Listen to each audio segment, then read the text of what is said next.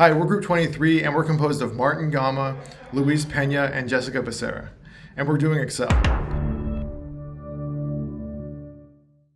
In the beginning of our data cleaning process, we first looked at all the types of data represented in each column and created arrays for each so we had an easier reference per column. And we went through the typical steps of data cleaning as well, including deleting duplicates, filtering blanks, conditional formatting, and general filtering and sorting. One of the biggest challenges we had was either working around incomplete data or attempting to complete it in order to use it for our analysis. An example of this was IMDb's data for ratings of movies and TV shows in the data set had about 50% data missing, but we believed that if we were able to web scrape this, we could use that for some crucial analysis. And so after multiple iterations of an external Python script to scrape the public United States age certification data off of IMDb, we were unable to be successful in it, and we just kind of scrapped that idea and moved on to use the other types of data to analyze. And then another issue we overcame in our data cleaning was we wanted to split the genres per movie title, because in the data set, multiple cells had multiple genres per movie.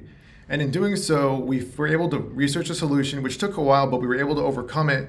And we were able to split the columns so we can use that important genre data for our crucial analysis, which we'll explain later in the video.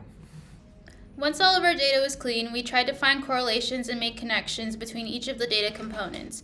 We discovered that genre was the biggest indicator of success among movies and TV shows, and in doing so, we organized, sorted, and formed multiple pivot tables to manipulate different variables of the data. As a result, we were able to visualize patterns and finally construct the appropriate graphs as depicted in our infographic. In conclusion, we were able to make the connection of how countries and genres played a role in the success of movies and TV shows. We depicted the top 10 most popular genres in our first graph, then we were able to build off that through a frequency distribution of those genres across the top 10 producing countries. To further support the idea that genre plays a pivotal role, we conveyed the top 10 genres' average IMDb scores in conjunction with all other IMDb scores to express that they scored high. Lastly, we coordinated our design family around Netflix UX design because we felt their color design choices are visually aesthetic that help engage viewers to our infographic. Thank you.